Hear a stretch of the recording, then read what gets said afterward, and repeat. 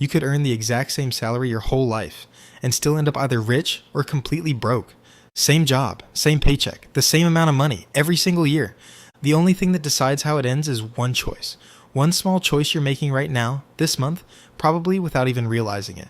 And most people choose wrong. In the next few minutes, I'm going to show you exactly what that choice is and how to make sure you land on the rich side of it. So let me show you what I mean. This is Mike and this is Dave. Same job, same $60,000 salary, both starting on the exact same day. And after taxes, after rent, after food, after gas, they've each got about $500 left over at the end of the month. $500, free and clear, to do whatever they want with. That $500 is the whole story. What they choose to do with it is the entire difference between rich and broke. Watch, Mike spends his. Not on anything crazy, just nicer stuff. A nicer car, the better phone. Dinners out, the stuff that feels good, the stuff that looks like success. Dave does something different. Dave takes his $500 and he buys things that make money. Now hold on, I know how that sounds. So let me make this simple, because this is the most important idea in the whole video. If you only remember one thing, remember this. There are two kinds of things you can spend money on. The first kind puts money into your pocket. Every month it pays you. We call that an asset. The second kind takes money out of your pocket. Every month it costs you. That's a liability. Here's the simplest way to remember it. An asset feeds you, a liability eats you. So Mike's shiny new car, that feels like wealth. But every month it takes money out of his pocket. The payment, the insurance, the gas, the repairs, and it's worth less every single year. That's not an asset. That's a liability. Wearing a really nice outfit. Dave's investments do the opposite. They put money in. Slowly at first, but they pay him. Okay, so 5 years go by, and here's where almost everybody gets this completely wrong, because after 5 years, Mike looks like the winner. Mike's got the nice car, the nice apartment. He looks like he's doing amazing. He looks rich. And Dave looks boring. Same old car. His investment pile is still kind of small. If you saw these two at a party, you'd think Mike was crushing it and Dave was falling behind. This is the trap. This is exactly why so many people copy Mike. Because looking rich and being rich look the same for a while, but watch what happens next. Because Dave's money has been quietly doing something Mike's money can never do. It's been growing on itself. Here's what that means. When Dave's investments make money, that money gets added to the pile. And then the bigger pile makes even more money. And that gets added too. So now his money is making money on the money it already made. That's called compounding. And it is the closest thing to magic in all of personal finance. Let me put real numbers on it, so it's not just a nice idea.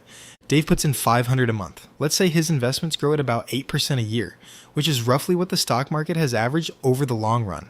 After 10 years, Dave has around $90,000. Okay, solid, but not life-changing yet. Here's the crazy part. He didn't put in $90,000 of his own money, he put in about $60,000. The other $30,000, his money made that, for free, while he slept. Now keep going. After 20 years, that pile is around $290,000. After 30 years, it's about $750,000. And look at the jumps. $90,000 to $290,000 to $750,000. It's not climbing in a straight line, it's curving, getting steeper. Every year it grows faster than the year before. That's what compounding does. It starts painfully slow, and then it explodes. That's why for the first few years, Dave looked like he was losing. The curve hadn't kicked in yet. But somewhere around year 6 or 7, Dave's line crosses Mike's. And it doesn't just pass him, it leaves him behind, and never comes back. By year 20, it's not close. And Mike has a garage full of things that have lost their value, a car worth a fraction of what he paid, gadgets that are old now, and nothing saved, still living paycheck to paycheck, on the exact same salary Dave has. Let that sink in. They earned the same money the whole time. Not $1 different. Every dollar Mike spent looking rich was a dollar that could have been multiplying. That's what it really cost him. Not just $500 a month, it cost him everything that $500 could have become. That's called opportunity cost. The real price of anything isn't what you pay for it. It's what that money would have grown into if you'd kept it. That $30,000 car, on these numbers over 30 years, that's not a car. That's $250,000 Mike will never see. Doesn't mean you can never buy anything. Stay with me. It just means every purchase has a hidden price tag. And now you can see it. Now I know what some of you are thinking. I don't have $500 a month left over. That's fine. This isn't about the number. Compounding doesn't care if it's 500 or 50. It cares about time. $50 a month started early. Beats 500 a month started late. The engine is the same. You just have to turn it on. And here's the best part. The part nobody tells you. At some point, Dave's investment started making more money in a year than his job did. Think about that for a second. His money now works harder than he does. He could stop working and the money would keep paying him. That's the finish line. That's what being wealthy actually means.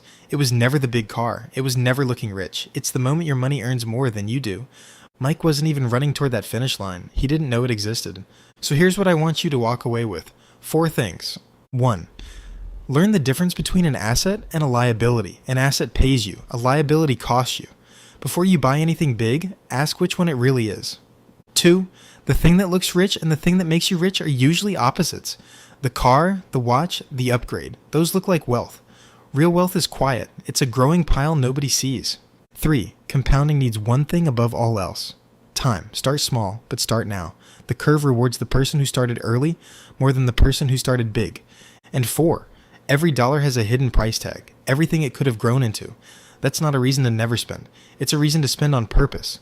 Mike and Dave had the exact same shot. The only difference was where they pointed their money. And you've got that same choice every month with whatever you've got left over. Now, I can already hear the next question. Okay, so I should send my money the right way. But in what order? What do I pay first? Where does it actually go? That is exactly the right question.